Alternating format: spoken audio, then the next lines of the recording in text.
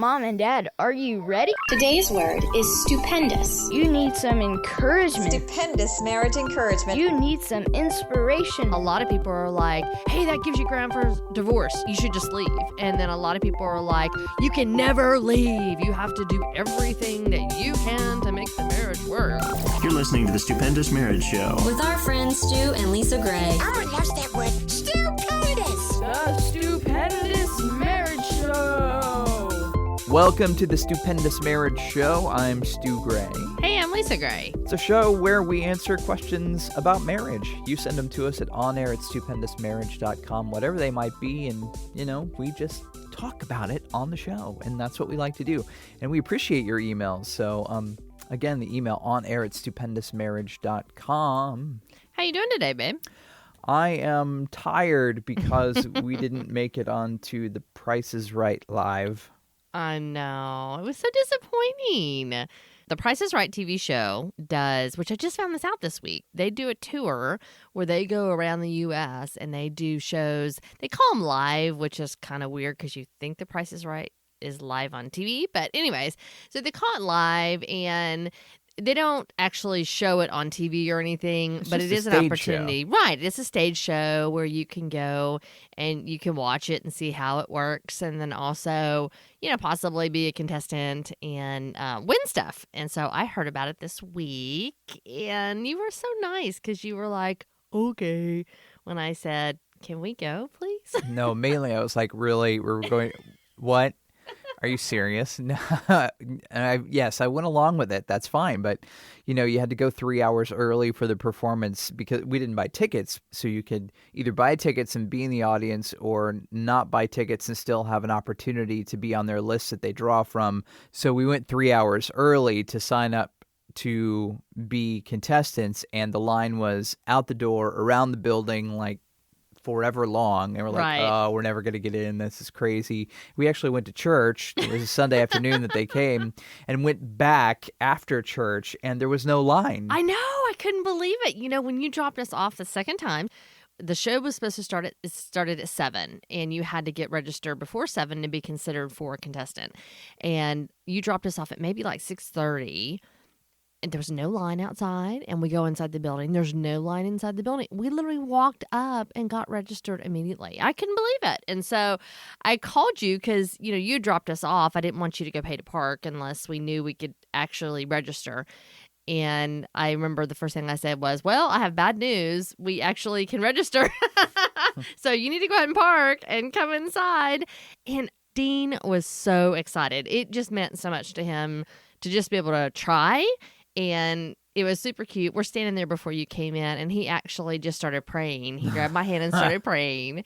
And he's like, Lord, please let them pick my mom or dad. And it was just super sweet. And then once you got there, he wanted us to pray again. And he just kept praying like, your will, Lord, but I really want them to do it. It was so funny. I wish for him we would have made it in, but, for us, it's like, yeah, whatever. Yeah, we had not had dinner yet, and then he had school the next day. So, it would have been kind of crazy if they had called our name. I don't know what we would have done. Like, we would have had to buy popcorn and have popcorn for dinner, and then he would have had to, not get any sleep that night or something. So, it was a good thought in my head when I said, hey, Price is Right is coming in town. We should try to get on the show. But I didn't think about the logistics of all the timing and everything. So, it was fun at least. Yes, so that's a summary of the week, trying to get on the Price is Right live.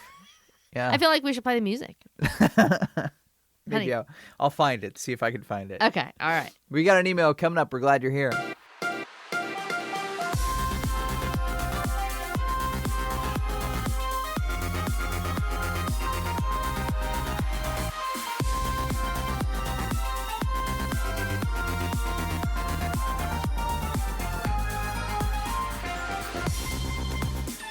Here's the email for today from onair@stupendousmarriage.com.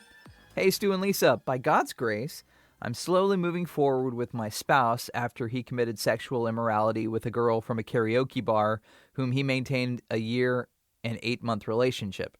After the discovery and after our talk, he said the line of communication is still open between them.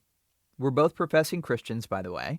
I insisted that he stop communicating with the girl, but he rationalized that he can only stop if he sees the girl back on her feet again. It makes me really uncomfortable, and it goes against my belief on what's right and wrong. I'm at a crossroads and having a hard time on what should be my next move. Please help me and enlighten me. Thanks. That is such a difficult position to be in, especially being believers, being Christians. We don't ever want to give up on our marriages and walk away. But I do believe there are times in our marriages that we have to set boundaries for ourselves. We've got to go, hey, this is not okay, and this is why. I don't know if they're in counseling, because she didn't mention that. But the first step would have to be that, get into counseling and really figure out what it is to why he wants to stay in contact with her. Because I know for me, like, social media is lovely, but it's really awkward because I've had several guys that I dated way back when, like high school, college, that have wanted to friend me. And some of them I've friended and some I haven't. But every time I've gotten a friend request or any email from them, I've told you about it. Because I just don't want to open any door for the enemy to come in. I would never want to do something. And so just really trying to discern, is that what I'm supposed to do? Is that not what I'm supposed to do as far as connecting with them? And so I would just wonder why he would not see that that's not healthy to continue to be in any relationship with someone that you have had an affair with is just not good. Yeah, it doesn't really make sense. And there are boundaries that are drawn around our marriages for a reason. After he's gone past that boundary and you guys have had this big talk together, yeah, there's something obviously still in his spirit that wants to keep that line of communication open. And we were just talking about church and Price is Right. We had a special speaker, John Bevere, came this weekend, and he talked about, we actually played this video during his teaching of this couple, and they sat down at this nice restaurant, and the husband and wife were about to order, and this other guy shows up and sits down next to the wife, and he introduces himself and to the husband, and the husband's confused, and the wife's like, oh yeah, this is my boyfriend. And so you have a boyfriend and a husband, and then another guy walks up and sits down next to the wife, and then all of a sudden you got two boyfriends and a husband, and he's getting frustrated and confused and doesn't understand it, and the wife's like, I don't understand why you're upset. What's wrong? And I like you, and I like you better than these guys. And then a third guy walks up and he gives her a kiss, and the husband gets really upset, and so now there are these three guys with the wife and the husband. And she's like, I don't understand why you're upset. I mean, I've known these guys longer than you, but you're my favorite. You're the one I spend most of my time with. The video gets done, and John Bevere was like, well, why is that not cool in a marriage? Because you don't keep those relationships going. You cut those off. You're supposed to be intimate with one person, and those other relationships that you had in the past are not supposed to keep going. So there's obviously something still brewing in his person, in his mind, in his heart, in his soul about this relationship. And there needs to be something done about that if he's not comfortable shutting it down. That video that John did, he even said, I know that's kind of odd, because it really was odd, and it was supposed to illustrate how we are with God, that we continue to hold on to these other things in our life oftentimes after we start walking with him, and we don't really put him in his right place, in his rightful place as, the leader in our lives. But it is such a great illustration of marriage too, because I think so many times in marriage, not necessarily other boyfriends are sitting in the chairs beside you, but a lot of times it can be your work. Sure. Your work is more important than your marriage. Your children are more important than your marriage. And in this case, this connection, and we've talked about soul ties, he has a soul tie with her that maybe hasn't been broken yet. And so there's just no way around to say that he's doing the right thing here. And so unfortunately, going to counseling, having conversations, and really setting a boundary for yourself to say, look, in order to move forward on this, what you want to do, I mean, you're wanting to still be with him because you guys have reconciled, but in order to continue to move forward, I have to set this boundary, and it's just not optional that you stay in any kind of relationship with this person at all. Yeah. You said that he wants to stay in the relationship until she gets back on her feet again. That's not his responsibility, and I don't understand why that's anything at all. It sounds like an excuse to me, unfortunately. I had to hit a pretty hard wall in our marriage to realize that there were issues with pornography and stuff. And I needed Lisa to say to me, hey, look, you need to get help or I'm gone. And that's how I remember it. You probably remember the conversation differently, but it was that strong. And it needed to be that strong for me to understand that this was not right. This was wrong. This is what needed to change to continue on. Now, we have continued on, and we are much better than we ever have been. And we are much more in love with one another and the Lord, and our family is thriving. And it's because I hit that hard wall, and there was a definite stop sign. There was a definite place like, this is the line, and if you cross it, yeah, well, you know what's going to happen. Maybe he needs that. I'm not saying you should get divorced. I'm saying that you need to set up some things for yourself that he needs to pursue in order to gain your trust back. And we've already talked about not being in contact with the girl, not continuing conversations with her. Perhaps he needs to go get counseling by himself. Perhaps he needs to be in an accountability group. Perhaps he needs whatever other things you think he might need pastoral counseling.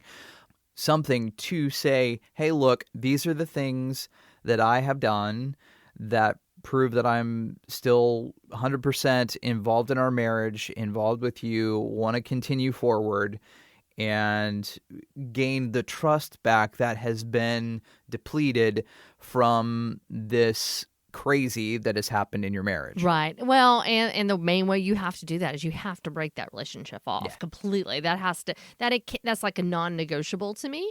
I do think I want to encourage her, if she's not seeing a counselor, just for her, just to process through what she's gone through in that betrayal, just to try to understand who she is in Christ and to gain her own strength. I would really recommend that. Even if they do couples counseling, I also recommend that she would have a counselor, go to an accountability group, find some people to talk to, because unfortunately, in the Christian atmosphere, I really think that Christians as a whole are divided. If there's an affair happen, a lot of people are like, hey, that gives you ground for divorce. You should just leave. And then a lot of people are like, you can never leave. You have to do everything that you can to make the marriage work. And I'm just like, man, there's a lot of room between those two positions. Sure. And each person has to seek the Lord on what's right for them. I have friends that over the past couple of years have gotten divorced. And it makes me sad for them. It makes me sad for them. It makes me sad for their kids. But I'm not them. I'm not in their shoes. I can't tell them what they should or should not do. I don't know the whole story. And I think you should always try to honor God in your decisions. I think you should always move towards your spouse and not away. But there's also a line that they cross at times in marriage when they are no longer honoring you and no longer honoring God by their actions, whether it is, being addicted to pornography, going and having a marital affair, doing drugs, gambling, just whatever it may be that they're doing. And if they are not willing to walk away from those things or pursue a healthier marriage and healthier life, then it may be that you come to that. But, I'm really glad that they have had some conversations. Now, if they can just get over this hump of what's really happening with his attachment with this girl, then hopefully they can really work towards healing their marriage and their relationship. We do believe in the ministry of reconciliation. We do believe that there is hope for your marriage. We believe that you can get through this. We think that with time and trust rebuilt, you really can move towards a healthy, wonderful marriage and past this bump in the road. But it has to be both people. For instance, she can forgive him all she wants, but if he doesn't turn away from the things that he's doing and the choices he's making and turn back towards her, she can't help that. And so that's the unfortunate. We can only change ourselves. And so just working on ourselves, setting boundaries when we have to, really pursuing God in the midst of all of it, praying for your spouse, really lifting them up to the Lord to draw them closer to Him. All those things are things that she could definitely do.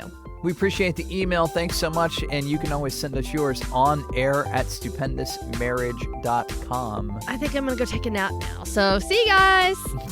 Bye. Yeah. Like the show? Like the show. Yeehaw. Share the podcast. Tell another couple. Hold on. Hold up. Welcome to Stupendous Marriage. They draw from to be a contestant because they can't keep people from... I don't need to keep on saying all that. Stop. She didn't mention that, but the first step... An 8-month relationship.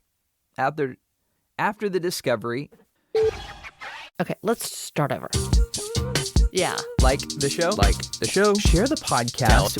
Tell your married friends. Yo.